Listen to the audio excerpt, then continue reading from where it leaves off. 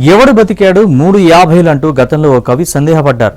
మరో 4 ఏళ్లు ఆగితే మేము బతకగలవని మీరే అంటారు. నమ్మలేకపోతున్నారా? కానీ 350 కల సాకారం కాబోతోంది.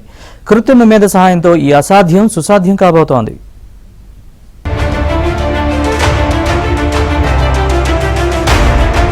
నిండు 100 ఏళ్లు చల్లగా ఉండు అని పెద్దలు దీవిస్తూ ఉంటారు. ఇకపై ముచ్చటగా 350 బతికేండంటూ ఆశీర్వదించాలేమో.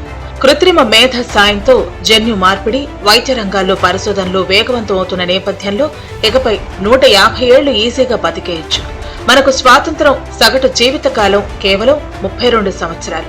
మెరుగైన జీవన సౌకర్యాలు, సరైన వైద్య సదుపాయాల వల్ల ఇప్పుడు మన సగటు ఆయు ప్రమాణం 68 ఏళ్లకు వచ్చింది. తరచూ ప్రబలే అంటువ్యాధులు, పౌష్టికాహారలేమి వల్ల ప్రపంచంలోని చాలా దేశాల్లో 70 నుంచి 80 ఏళ్ల క్రితం దాకా కూడా సగటు జీవితకాలం చాలా తక్కువగా ఉండేది. కానీ వైద్య రంగంలో విప్లవాత్మక పరిశోధనల వల్ల, నూతన సాంకేతిక పరిజ్ఞానంతో పనిచేసే సరికొత్త వైద్య ఉపకరణాలు, రకరకాల వ్యాధులను అరికట్టే టీకాలు అందుబాటులోకి రావటం వల్ల, మనలో ఆరోగ్యం పట్ల పెరిగిన స్పృహ వల్ల సగటు జీవితకాలం గణనీయంగా పెరిగింది. మన దేశంలో సగటున ఒక వ్యక్తి 68 ఏళ్లు బతుకుతూ ఉండగా, జపాన్, దక్షిణ కొరియా పౌరులు 85 ఏళ్ల సగటు జీవిత కాలంలో ఉన్నారు.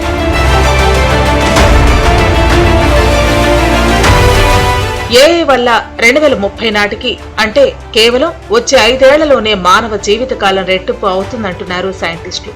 రెట్టింపు అంటే దాదాపుగా 150 సంవత్సరాలు. మనం జీవించే పూర్ణాయుష్ అంటే 100 కన్నా 50 ఏళ్లు ఎక్కువ అన్నమాట. ఆధునిక వైద్యం వల్ల జీవితకాలం పెరిగిందంటే దాంట్లో ఒక అర్థం ఉంది.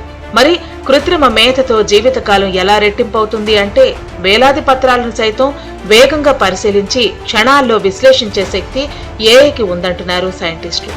ఆ శక్తిని వినియోగించుకోవడం ద్వారా సరైన చికిత్స లేని పలు ఆరోగ్య సమస్యలకు కొత్త పరిష్కారాలను కనుగొనవచ్చని, కొన్ని సమస్యలు అసలు తలెత్తకుండా ముందు జాగ్రత్త పడొచ్చని, తద్వారా మనుషుల లైఫ్ స్పాన్ ను పెంచడం సాధ్యమని వారు ప్రతిపాదిస్తున్నారు. మన శరీరంలోని క్రోమోజోములు చివరి భాగంలో ఉండే టెలోమియర్ల పొడుగు మన వయసు పెరిగే కొద్దీ తగ్గిపోతుందని, ఆ ప్రక్రియను నిరోధించగలిగితే వృద్ధాప్యాన్ని జయించవచ్చని శాస్త్రజ్ఞులు ఇప్పటికే గుర్తించారు. ఓల్డ్ ఏజ్ అయిపోతుందని చెప్పడానికి కారణం ఏంటంటే మైటోకాండ్రియల్ డిక్లైన్ అంటాం. మైటోకాండ్రియా అంటే the power house of the cell అంటాం. అంటే శక్తి మొత్తం కూడా ఈ మైటోకాండ్రియాలోనే ఉంటుంది. ఇది కొన్ని వేల మైటోకాండ్రియాలు ఉంటాయి ఒక సెల్లో. సో వీటి సంఖ్య అనేది ఏజ్ పెరుగుతూ ఉంటే క్రమక్రమంగా తగ్గిపోద్ది. ఎప్పుడైతే వీటి సంఖ్య తగ్గిపోద్దో మన యొక్క శక్తి కూడా తగ్గిపోద్ది, ఇమ్యూనిటీ పవర్ కూడా తగ్గిపోద్ది, జ్ఞాపక శక్తి కూడా తగ్గిపోద్ది, రోగాలకు గురి కావటం కూడా ఎక్కువ అవుతుంది. కాబట్టి వీటిని రివర్స్ చేసేటటువంటి ప్రక్రియ ఏంటి అంటే సెనోలైటిక్స్ అంటాం. అంటే ఏంటి? ఏదైతే ఈ యొక్క ఓల్డ్ ఏజ్ సెల్స్ ఉన్నాయన్నాం కదా, వాటిని తొలగించటం అనేటటువంటి ఇందులో ముఖ్యమైనది. కొన్ని ఇంజెక్షన్లు, మందుల ద్వారా టెలోమియర్ల పొడుగును తగ్గించకుండా ఆపొచ్చని పరిశోధనల్లో వెల్లడైంది. కానీ వాటి వల్ల కణ విభజన అపరిమితంగా జరిగి క్యాన్సర్ కు దారితీసే ప్రమాదం ఉందని తెలిసింది. దీంతో ఆ ముప్పు లేకుండా టెలోమియర్ల పొడుగు తగ్గిపోయే ప్రక్రియను నిరోధించే దిశగా శాస్త్రవేత్తలు చాలా కాలంగా పరిశోధనలు చేస్తున్నారు. ఆ పరిశోధనలకు ఏఐని ఊతంగా వాడుకోగలిగితే ఇంకా వేగంగా ఫలితాలను సాధించవచ్చని భావిస్తున్నారు. ఏఐ సాయంతో మానవ జీవితకాలాన్ని వచ్చే 5 ఏళ్లలో రెట్టింపు చేయొచ్చని అమెరికాలోని కాలిఫోర్నియాకు చెందిన ప్రముఖ ఏఐ సంస్థ ఆంథ్రోపిక్ వ్యవస్థాపకుడు డేరియో పదే పదే చెబుతున్నారు. మిగతా నిపుణులది ఇదే మాట. మనిషిలో వయసు మీరే ప్రక్రియను 2032 నాటికి ఏఐ నియంత్రించగలుగుతుందని పలువురు చెబుతున్నారు.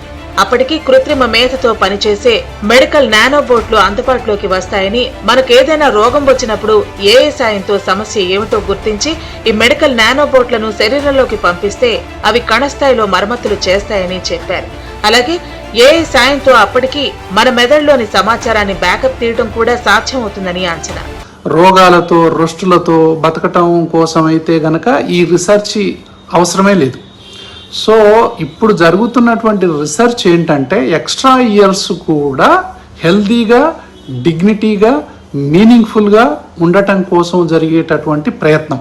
సో ఈ ప్రయత్నంలో అంటే ఏఐ ద్వారా అంటే బహుశా ఇంకొక 5-10 సంవత్సరాల్లోనే ఈ ఏజ్ పెరిగేటటువంటి ఇది మనం చూడబోతాం. ఈ తరం వాళ్ళు ఖచ్చితంగా చూడబోతారు అనేటటువంటిది మనకు రీసెర్చ్ పేపర్స్ చదివితే గనక మనకు అర్థమవుతూ ఉంటుంది.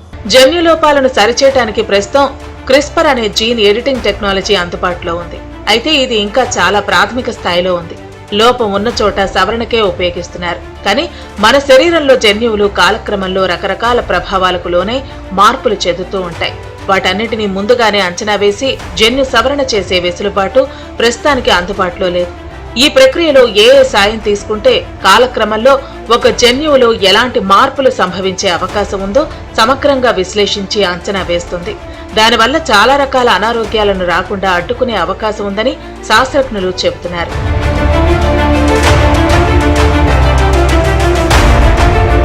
కృత్రిమ మేధ సామర్థ్యం గురించి కొందరు శాస్త్రజ్ఞులు ఆశావహ దృక్పథంతో ఆలోచిస్తుండగా మరికొందరు మాత్రం ఇంకాస్త టైం పట్టే అవకాశం ఉందంటున్నారు.